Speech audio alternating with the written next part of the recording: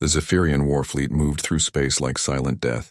Admiral Kextar stood on his command bridge, watching the blue and green planet grow larger on his screens. His yellow eyes gleamed with satisfaction. Another world would soon bow before the mighty Galactic Council. "Report," he commanded his second officer, Commander Velthos. "Sir, the planet shows signs of a basic civilization. They use simple radio waves and chemical rockets. Our scanners detect nuclear weapons, but they are very primitive. The planet has many different nations that fight each other often." Kextar nodded. This was always how it went. The Council had conquered over 3,000 worlds in the past 300 years. Every single species followed the same pattern.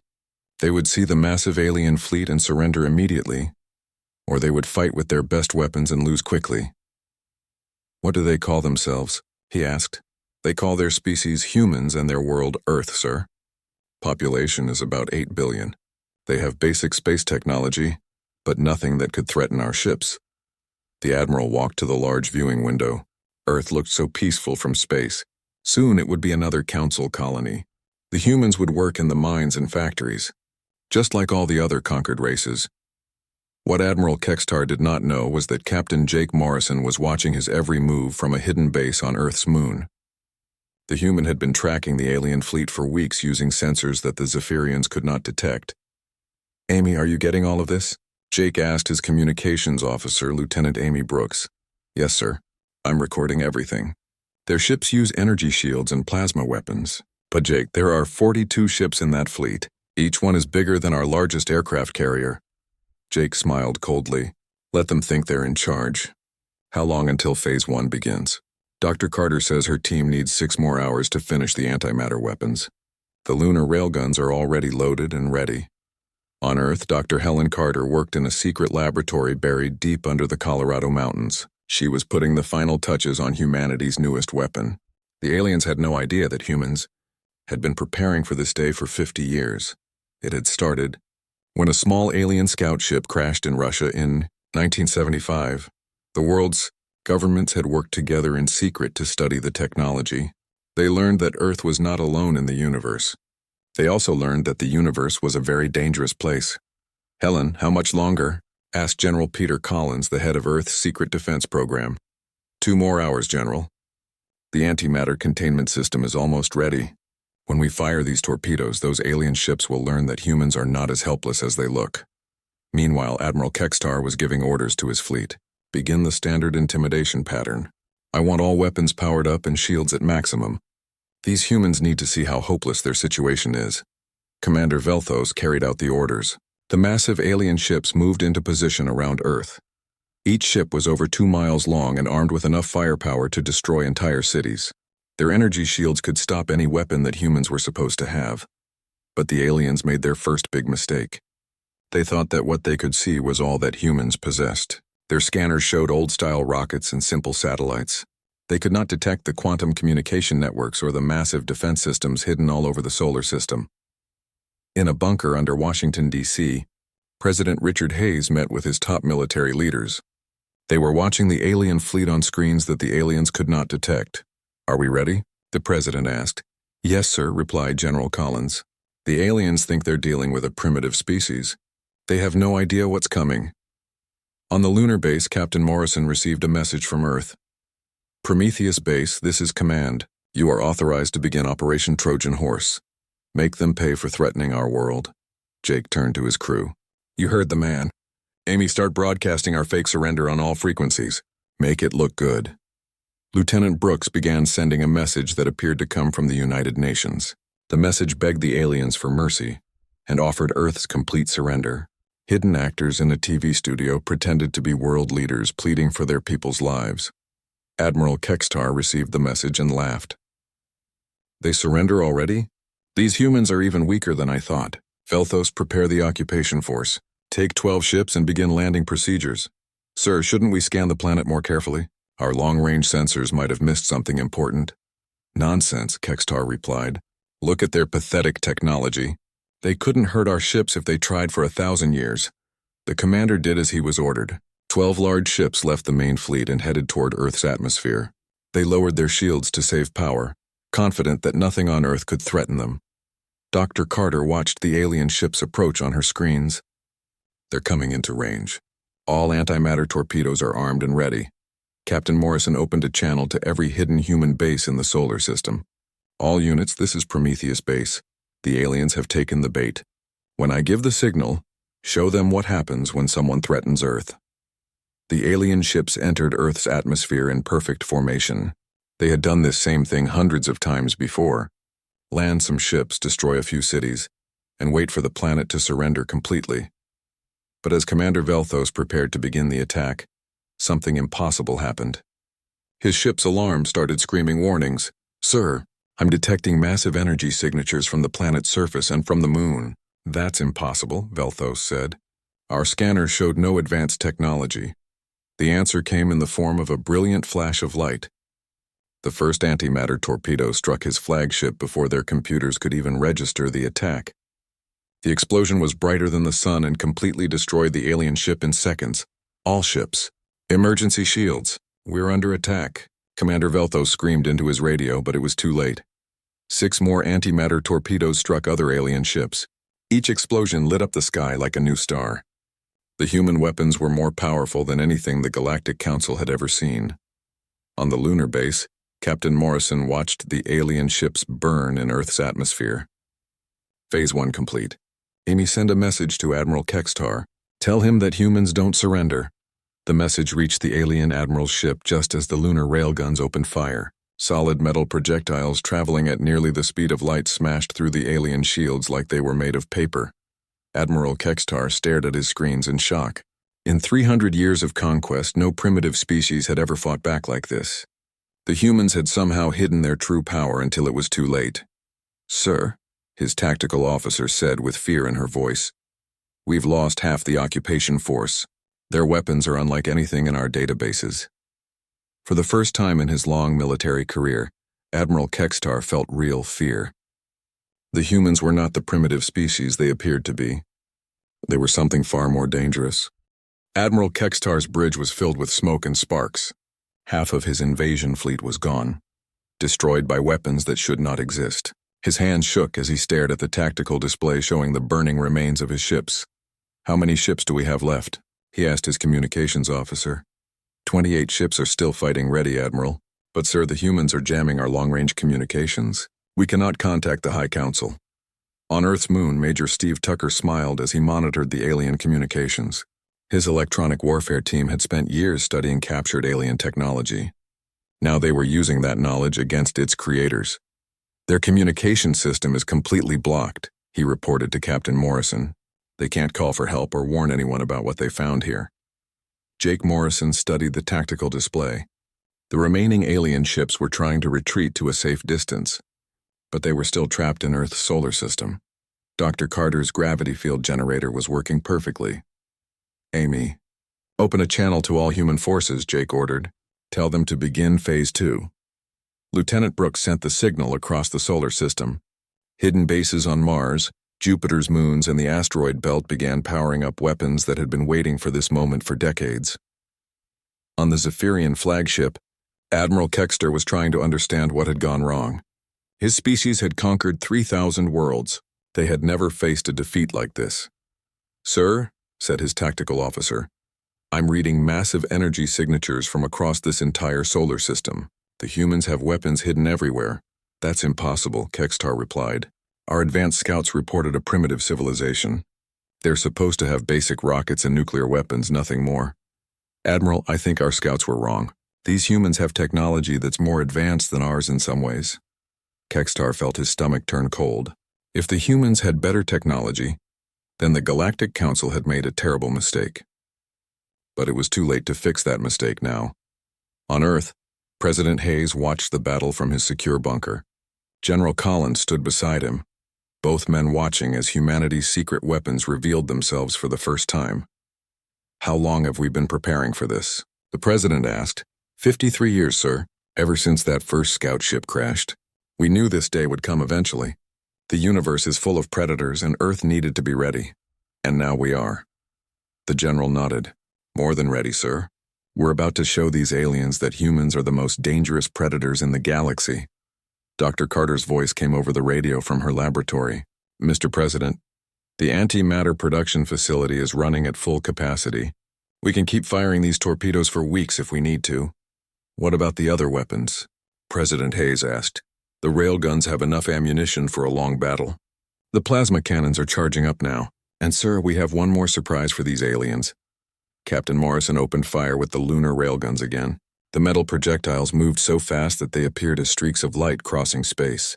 Each one hit an alien ship with the force of a nuclear bomb. Admiral Kextar watched 3 more of his ships disappear in balls of fire. All ships retreat to maximum range. Emergency jump preparation. But when his navigation officer tried to engage the faster-than-light drive, nothing happened. Sir, the jump drive isn't working. Something is interfering with our engines. Dr. Carter smiled in her underground laboratory. The gravity field generator was her greatest achievement. It created artificial gravity waves that made faster-than-light travel impossible. The aliens were trapped. "Attention, Zephyrian fleet," came a voice over the radio. It was Captain Morrison, broadcasting from the lunar base. "This is Captain Jake Morrison of the United Earth Defense Force. You are surrounded and outgunned.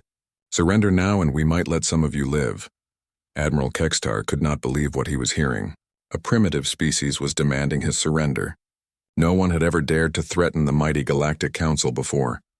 "Human, you do not understand what you are doing," he replied. "The Galactic Council rules over 3,000 worlds. Our fleets will come looking for us. Let them come," Jake replied. "We'll be ready for them too." The Admiral tried to think of a way out of this situation. His ships were more advanced than anything Earth was supposed to have, but somehow the humans had better weapons. How was that possible? The answer came from his intelligence officer. "Sir, I've been analyzing their technology. Their weapons are based on our own designs, but they've improved them in ways we never thought of." "What do you mean?" "The antimatter torpedoes use our containment technology, but they've made it more efficient. The railguns use principles we know, but they've found ways to make them much more powerful. Sir, I think they've been studying our technology for a long time." Admiral Kextar realized the horrible truth. Somewhere, somehow, the humans had gotten their hands on Galactic Council technology. They had spent years learning how it worked and finding ways to make it better. "How long do you think they've been preparing?" he asked. "Based on what I'm seeing, at least 50 years, maybe more." On Earth, General Collins was coordinating the next phase of the attack. Human ships that had been hidden throughout the solar system were now moving toward the alien fleet. Each ship used a combination of human and alien technology that made them faster and more dangerous than anything the Zephyrians had ever faced. Captain Lisa Warren commanded the first human starship, the UES Retribution. Her ship had been built using technology learned from crashed alien scouts. It could travel faster than light, had shields that could stop energy weapons, and carried enough firepower to destroy a small moon. "Captain Morrison, this is Captain Warren aboard the Retribution. My ship is ready to engage the enemy." "Copy that, Lisa. Show them what human engineering can do." The Retribution appeared on the Zephyrian sensors like a ghost ship. One moment there was empty space. The next moment a human warship was firing plasma cannons at point-blank range. Admiral Kextar watched in horror as his most advanced cruiser exploded under the human attack. "Where did that ship come from?" "Our sensors didn't detect anything." "Sir, they're using some kind of stealth technology that our scanners can't see through." "That's impossible. We invented stealth technology." "Not like this, sir. Their stealth systems are better than ours." 3 more human ships appeared around the alien fleet. Each one was different, built using different combinations of human and alien technology. The humans had been very busy during their 50 years of preparation. Commander Velthos, now in command of the remaining ships after his admiral's flagship was damaged, tried to fight back. But every time his ships fired their weapons, the humans seemed to know exactly where the shots were going. "They're predicting our attacks," he reported. "How are they doing that?" The answer was Lieutenant Amy Brooks and her team of codebreakers. They had cracked the alien targeting computers years ago. Every time a Zephyrian ship prepared to fire, the humans knew about it before the aliens did. "All human ships, this is Brooks," Amy announced over the radio. "Enemy cruiser number 7 is preparing to fire at the Retribution. Suggest immediate evasive action." Captain Warren pulled her ship out of the way, just as the alien plasma bolt passed harmlessly through the space where she had been. Admiral Kextar realized that his fleet was doomed. The humans had better weapons, better ships, and they seemed to know everything his forces were going to do before they did it. "All ships," he said sadly. Prepare for our final attack. If we're going to die, we'll die fighting. But Captain Morrison had other plans. Admiral Kekstar, this is your last chance. Surrender now and we'll treat you according to the laws of war. Keep fighting and we'll destroy every last one of your ships. The Zephyrian admiral looked around his damaged bridge. Most of his crew was dead or wounded. His ships were outmatched and outnumbered. For the first time in Council history, defeat was certain. I surrender, he said quietly. Louder, Admiral. I want your entire fleet to hear it. Kekstar took a deep breath. All Zephyrian ships, this is Admiral Kekstar. Cease fire and surrender to the human forces. The battle for Earth was over, but the war was just beginning. The captured Zephyrian ships sat in Earth's orbital shipyards like giant metal prizes. Dr. Helen Carter walked through the main hangar of Admiral Kekstar's former flagship, now renamed the UHDF Phoenix. Her engineering teams worked around the clock, studying every piece of alien technology they could find. This is incredible, she said to Captain Morrison, who was touring the ship with her. Their faster-than-light engines are completely different from our theories. But Jake, we can make them better. How much better? Jake asked, watching human technicians take apart alien computers. At least twice as fast, maybe 3 times. The aliens never thought to combine their FTL drive with our quantum navigation systems. They've been doing things the hard way for centuries. 6 months had passed since the Battle of Earth. The captured aliens were being held in comfortable prison camps while human scientists learned everything they could from the Zephyrian technology. Admiral Kekstar himself had been surprisingly helpful, once he realized that cooperation might keep him alive. Your species is remarkable, he told Dr. Carter during one of their daily meetings. In 6 months, you've improved our technology in ways that took us centuries to develop. We're fast learners, Helen replied, especially when someone threatens our home. Meanwhile, Lieutenant Amy Brooks had been promoted to commander and was now head of the new Xenotechnology Division. Her job was to study alien communications and computer systems. What she had learned made everyone very worried. General Collins, she reported to the head of Earth's defense forces, the Galactic Council is much bigger than we thought. The Zephyrians were just one small part of it. How small? The general asked. Very small, sir. There are 6 major species in the Council, and dozens of smaller ones. Together they control over 3,000 worlds and have millions of ships. General Collins felt his blood run cold. Earth had barely survived an attack by 42 ships. How could they fight millions? But sir, Amy continued, there's good news too. According to the alien records, no one has ever fought back before. Every species the Council has attacked has either surrendered immediately or been destroyed quickly. They have no experience fighting a real war. President Hayes called an emergency meeting of the world's leaders. In a secure room deep under the White House, he laid out humanity's options. We can hide and hope they forget about us, he said. Or we can fight back and try to save the other species that are suffering under Council rule. Mr. President, said the British Prime Minister, if we fight, we might lose everything. If we hide, replied the President, we'll lose our souls. The Council has enslaved 3,000 worlds. How can we live with ourselves if we don't try to help? The vote was unanimous. Humanity would fight. Captain Lisa Warren stood on the bridge of her new ship, the UES Retribution 2. It was twice the size of her old ship and 10 times more powerful. Every system combined the best of human and alien technology. Commander Brooks, she said to Amy, who was now her tactical officer, are you ready for our first mission? Yes, ma'am.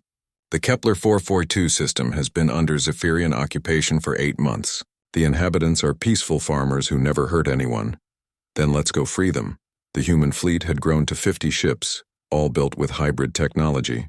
Each ship was faster and more heavily armed than anything the Galactic Council had ever seen.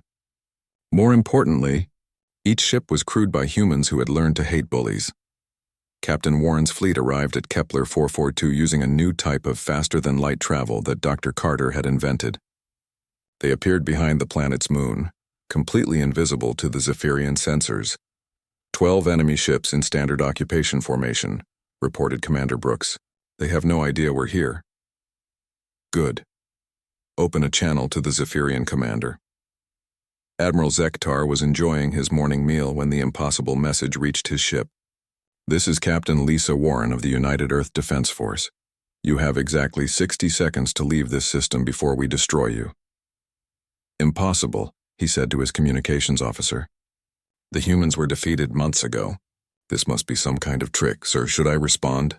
Tell them that Admiral Kextar destroyed their pathetic planet. They're probably refugees with one stolen ship. Captain Warren smiled when she heard the alien's reply. Commander Brooks, decloak the fleet. Let's show them what happens when you underestimate humans. 50 human warships appeared around the Zephyrian fleet like hunting wolves. Each ship locked weapons on an alien target. 60 seconds are up, Captain Warren announced. Last chance to surrender. Admiral Zektar stared at his tactical display in shock. Where had all these ships come from? And why couldn't his sensors get a clear reading on their weapons? All ships, emergency shields. Prepare for battle. The fight lasted exactly 17 minutes. The human ships moved faster than anything the aliens had ever seen. Their weapons cut through Zephyrian shields like they were made of paper. Most importantly, the humans fought with a fury that terrified the aliens.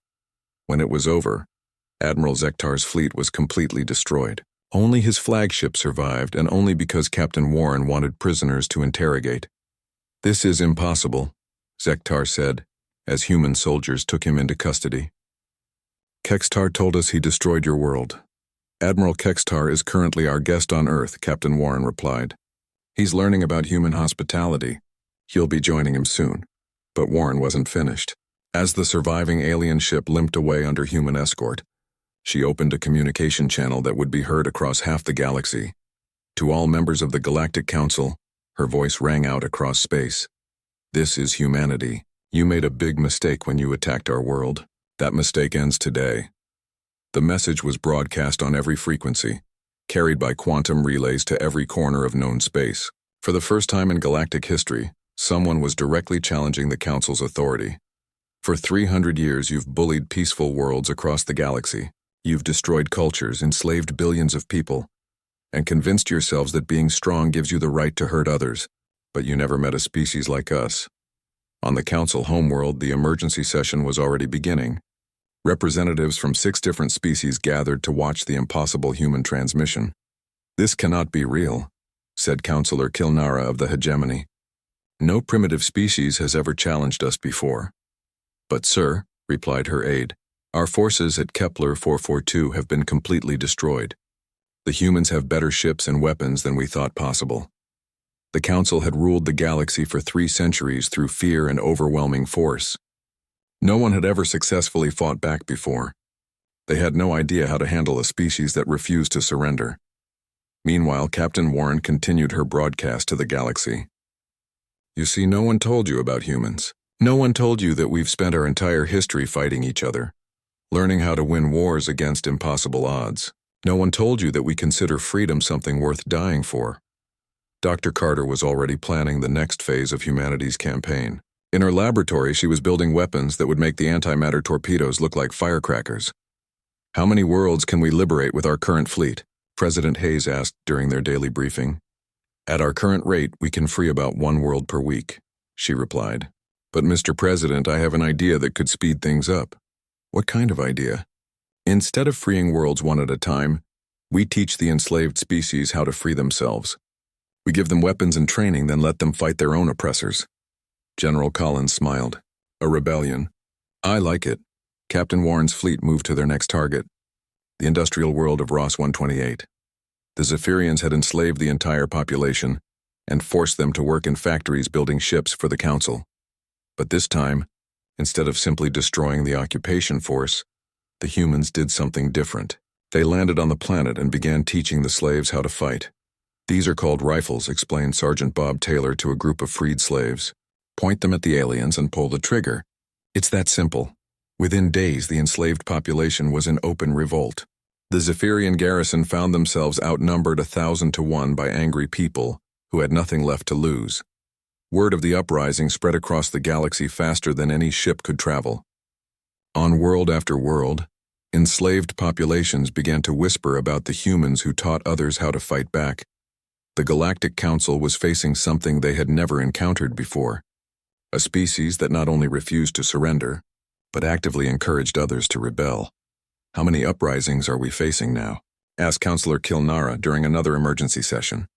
47 worlds are in open revolt, ma'am. The humans have provided weapons and training to the rebel groups. Our forces are being overwhelmed. For the first time in 300 years, the Galactic Council was losing control of their empire, and it was all because of one small blue planet that they had thought would be an easy conquest. The hunters had become the hunted, and they had no idea how to escape the trap they had walked into. The Galactic Council's emergency meeting had been going on for 3 days straight. Representatives from 6 major species sat around a massive table, arguing about what to do with the human problem. For 300 years they had ruled the galaxy without question. Now everything was falling apart.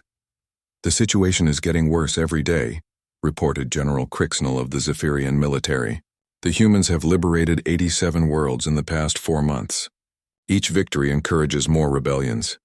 Counselor Kilnara slammed her 4-fingered hand on the table. "How is this possible? They're just one small planet with a primitive civilization. Ma'am, our intelligence reports suggest they've been preparing for war much longer than we thought. They've also been improving our own technology in ways we never imagined." High Counselor Vextar, leader of the entire Galactic Council, stood up slowly. His ancient face showed the weight of 3 centuries of absolute power. "Show me the tactical analysis." The room's main screen displayed a map of the galaxy. Red dots showed worlds in rebellion. Blue dots showed human fleet positions. Green dots showed worlds still under Council control. There was a lot more red and blue than anyone wanted to see.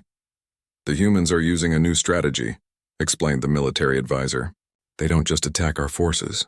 They teach the local populations how to fight back. Within weeks, entire worlds are in revolt. And our response?" asked the High Counselor. "Sir, we're trying to put down rebellions on nearly 200 worlds. Our forces are spread too thin. Every time we send ships to stop one uprising, the humans attack somewhere else." On Earth, President Hayes met with his top advisors in the White House Situation Room. The walls were covered with maps showing human operations across the galaxy. It was the largest military campaign in human history. "How are our forces holding up?" he asked General Collins. "Better than expected, sir. We now have over 300 ships in operation, and we're building more every week. Dr. Carter's shipyards are working around the clock." Dr. Helen Carter looked tired but satisfied. Her hybrid technology program had created the most advanced fleet in galactic history. Human ships were faster, stronger, and more flexible than anything the Council could build.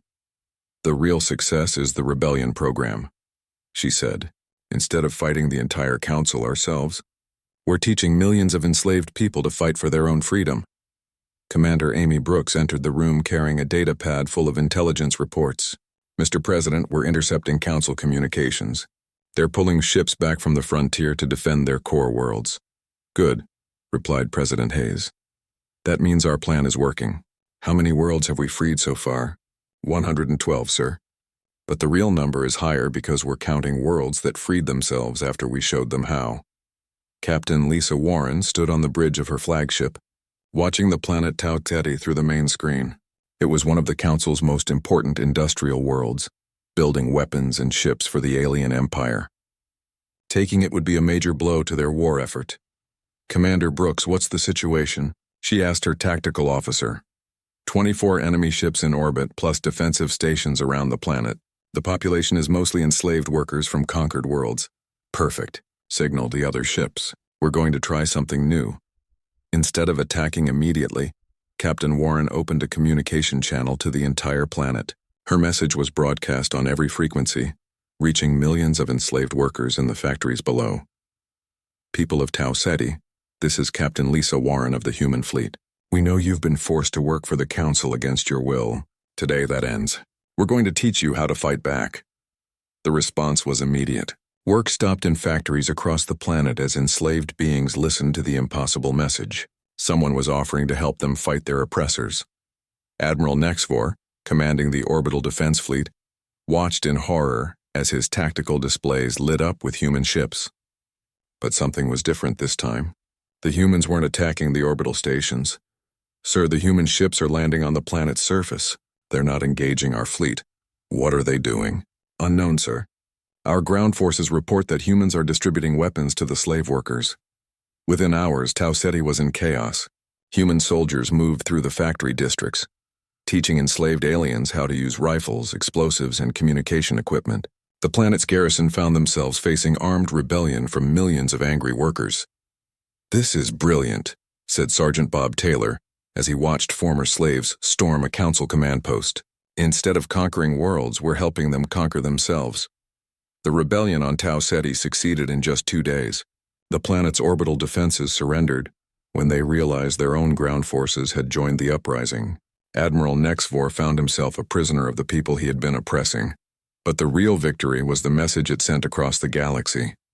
If the workers on Tau Ceti could overthrow their oppressors, maybe other enslaved populations could do the same. Dr. Carter received a priority message from her intelligence division while working in her laboratory. The report made her smile for the first time in weeks. "Jake," she called to Captain Morrison, who was visiting the shipyards, "you need to see this."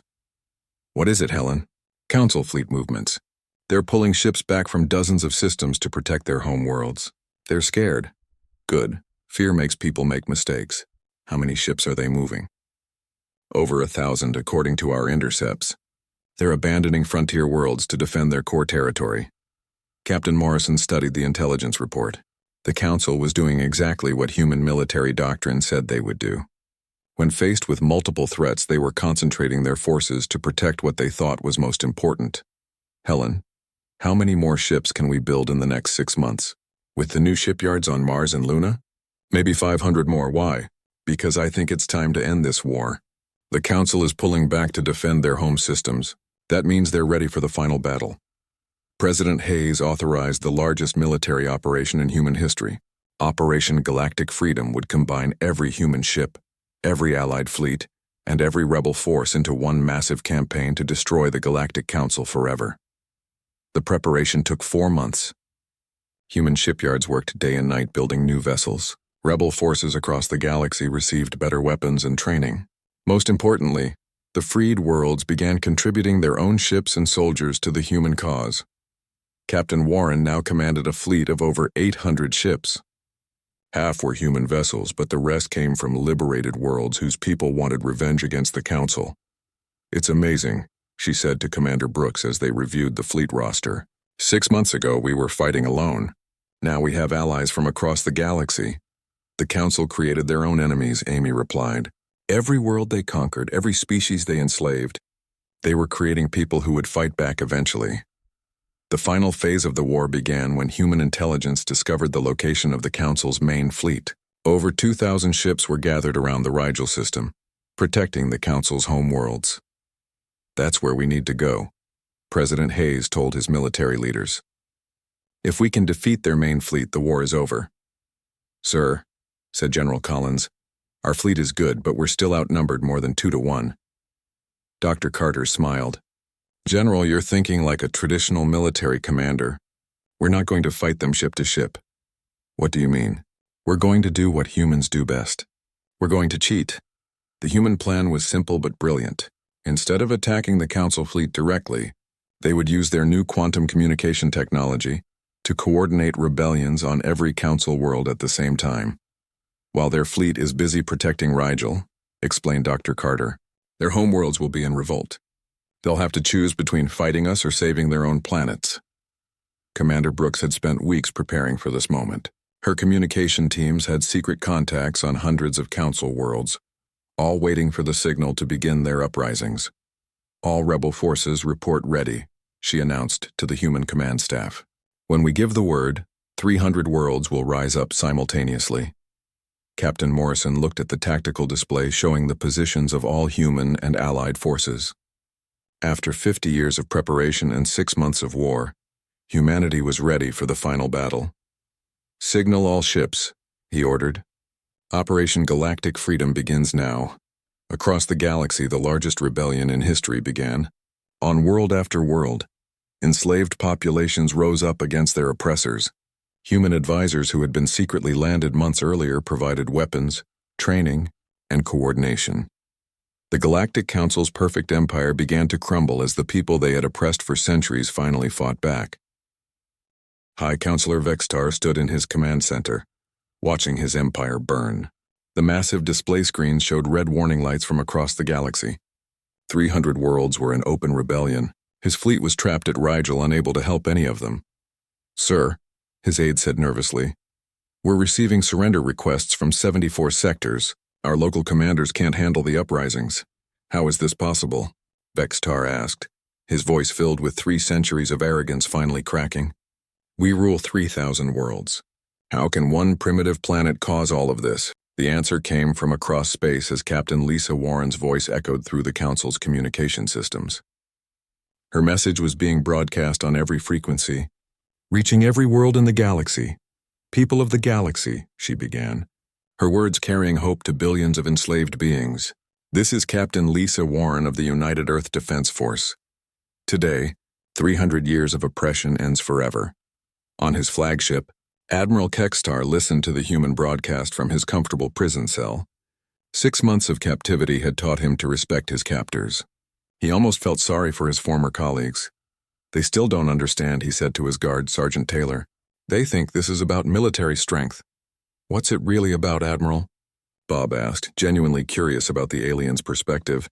It's about what your species is. You're not just warriors. You're hope bringers. Every world you've touched has remembered what freedom means. Captain Warren continued her galactic broadcast. The Galactic Council wants you to believe that resistance is impossible.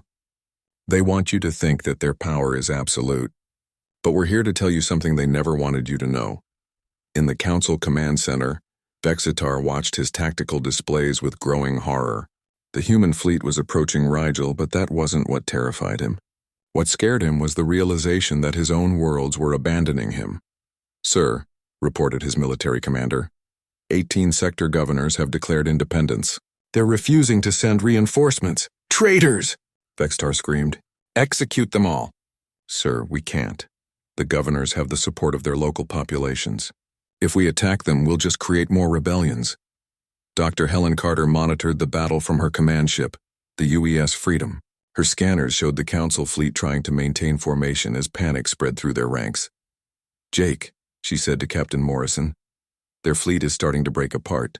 Half their ships are trying to return to defend their home worlds. Perfect, signaled Captain Warren. Tell her it's time for the final phase. The human fleet emerged from hyperspace in perfect formation, 800 ships carrying the hopes of a free galaxy. But they weren't alone.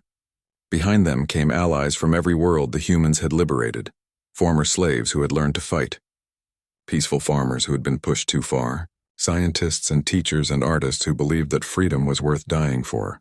They came in ships built from stolen Council technology, crewed by people who had everything to gain and nothing left to lose. Admiral Vexitar, Captain Warren broadcast to the Council fleet, this is your final chance to surrender. Order your ships to stand down and we'll treat you according to the laws of war. The High Counselor's reply came back filled with centuries of arrogance. Primitive humans, you understand nothing. We are the Galactic Council. We have ruled for 300 years.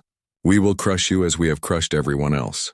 Admiral, Captain Warren said sadly, that's exactly the attitude that got you into this mess. The Battle of Rigel began with the largest space engagement in galactic history. 2,000 Council ships faced 800 human and allied vessels. On paper, the Council should have won easily, but numbers alone don't win wars. The Council ships were crewed by beings who fought because they were ordered to. The Human Alliance fought because they believed in something bigger than themselves. Commander Amy Brooks coordinated the attack from her position aboard Warren's flagship. All ships execute Pattern Alpha, show them how humans really fight. The human fleet split into dozens of smaller groups, each one moving faster than the Council ships could track. Instead of fighting a traditional battle, they used hit-and-run tactics that confused and scattered the alien formation. They're not fighting like a normal fleet, reported the Council tactical officer to Vextar. They're acting like individual hunters working together. Impossible. No fleet can coordinate that many separate attacks. But Amy Brooks was proving him wrong. Her communication system allowed instant coordination between hundreds of ships, letting them fight as a single organism while maintaining the flexibility of independent units. The Council's rigid command structure couldn't adapt fast enough. While their admirals were still trying to give orders, human ships were already attacking their next targets. Captain Morrison led a strike group directly at the Council flagship. His ship, the U.S. Prometheus, had been built specifically for this mission. It carried every advanced weapon that human science could create. Admiral Vexistar, he broadcast as his ship broke through the alien defensive line. Your empire is finished. Your worlds are free. Your fleets are scattered. It's over. Never. Bextar screamed back. The Council is eternal. No, Morrison replied sadly, it's not. And that's the lesson you never learned. The Council flagship exploded in a ball of plasma as Morrison's antimatter torpedoes found their target. Across the battlefield, other human ships were systematically destroying the alien fleet. But the real victory wasn't happening in space. It was happening on planets across the galaxy, as billions of enslaved beings threw off their chains forever. Dr. Carter received reports from rebel forces on hundreds of worlds. Council resistance is collapsing everywhere, she told President Hayes over the quantum communication link. Most of their worlds are declaring independence. What about their remaining fleets? Surrendering or running away? The ones that are running don't have anywhere to go. Their bases are all in rebel hands. The war was over, but Captain Warren had one more message to broadcast. This time, her words would be heard by every intelligent being in the galaxy. People of the galaxy, today you are free. But freedom isn't something that just happens. It's something you have to fight for every day. She paused, looking out at the debris field that had once been the Council's mighty fleet. The Council ruled you for 300 years because they convinced you that resistance was impossible. They made you believe that their power was absolute. But we humans have learned something during our long history. On Earth, President Hayes watched his daughter play in the White House garden. In 6 months, humanity had gone from hiding in their solar system to liberating 3,000 worlds. It was almost too much to believe. No bully is unbeatable, Captain Warren continued her broadcast. No tyrant is invincible. No matter how powerful they seem, there's always a way to fight back. You just have to be willing to try. The aftermath of the war took years to sort out. The Galactic Council was dissolved and replaced with a federation of free worlds. Humans helped establish the new government, but they refused to take control. We didn't fight this war to become the new rulers, President Hayes explained to the Constitutional Convention. We fought it so that every world could rule itself. Admiral Kextar was eventually released and became an ambassador for the new federation. He spent his remaining years helping other species learn from the Council's mistakes. The humans taught us something important, he said in his memoirs. They showed us that the strongest species isn't the one with the biggest guns. It's the one that stands up for others who can't defend themselves. Dr. Carter retired from military service and founded the Galactic Institute of Technology. Her mission was to share scientific knowledge freely among all species, ensuring that no one would ever again have such a huge technological advantage. Captain Morrison became the first commander of the Federation Defense Force, a military organization dedicated to protecting peaceful worlds from future tyrants. We're not conquerors, he told his officers during their first training session. We're guardians. Our job is to make sure that what happened to the Council's victims never happens again. But it was Captain Warren who had the final word. During the dedication ceremony for the memorial to all beings who had died under Council rule, she spoke about what humans had really accomplished. We didn't win this war because we had better ships or stronger weapons, she said to the assembled representatives from 1,000 worlds. We won because we remembered something that the Council forgot. What's that? Asked a reporter from the Galactic News Service. Warren smiled.